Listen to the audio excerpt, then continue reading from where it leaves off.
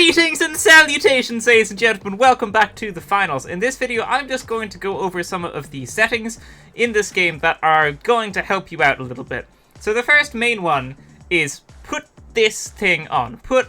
Use enemy team colors on. And it does what it says, it uses the enemy team colors. So if you're playing against a team that's blue, and a team that's orange, and a team that's yellow, then enemies from that team will appear blue, orange, and yellow, instead of just appearing as this color, which is what they normally would if you had this setting off. So this is a really good setting. It not only tells you which team you're fighting, but sometimes it just improves your visibility as well. Sometimes different colors are easier to see than red. So the next thing is to put the center dot on. This is more of a preference, but I think it's quite good and definitely just helps keep your aim on target. I'm not sure if this is on by default, because when I started this open beta, all of my settings from the second closed beta were actually just saved, which was kind of cool. So I'm not sure if this is off by default, but if it's not, I would say turn it on, and then you'll just have a nice little center dot to keep your aim consistent. You can also change as much of this stuff as you want. This is mostly just preference, so it's all up to you.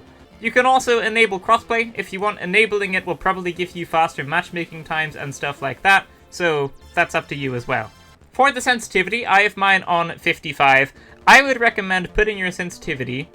So when it comes to sensitivity, I have mine on 55. I would recommend putting it so that you can do a 360 in one mass rotation. So if I'm looking at this dude, I move my mouse all of the way, and that's about as much as I can actually move my wrist, and it's right on the player again. I think that that's generally quite good for most FPS games, and I think that's kind of the standard.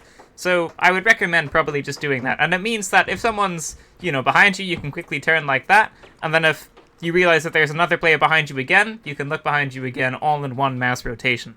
So I would recommend putting this on whatever setting, whatever value that enables you to do that. For the sprint toggle, I'm not sure if this is enabled by default or not, but I would definitely put this on something that you would use a lot. So holding shift is fine, that works, some people probably prefer that, but if your pinky finger gets tired and you want to give it a rest, sometimes it's just easier to tap that button and you can run as much as you want. You can also do the same thing for crouch and slide. You can have a hold button and a toggle button, so that's also up to you. I'd say you probably also just want to make sure motion blur is off. Now you do also have this setting called lens distortion in the video tab. I think I actually prefer this off, but this is probably more of a preference as well. So this is what it looks like off. You'll see it at the corner of the screen here, and I can put it back on.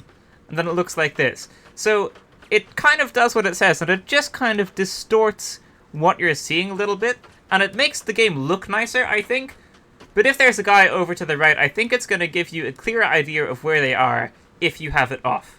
So that's up to you, but I think I'm actually just going to leave that off myself. So there you go, the main one there was definitely this, use enemy team colors. That definitely helps a lot in fights and just kind of being able to tell who you're shooting at and what team they're a part of is very useful, and the rest are mostly preferential. But regardless, I hope that helped you out. Thank you for watching, ladies and gentlemen. That is going to be it for this video. If you liked it, leave a like, subscribe, and I will see you in the next one. Farewell.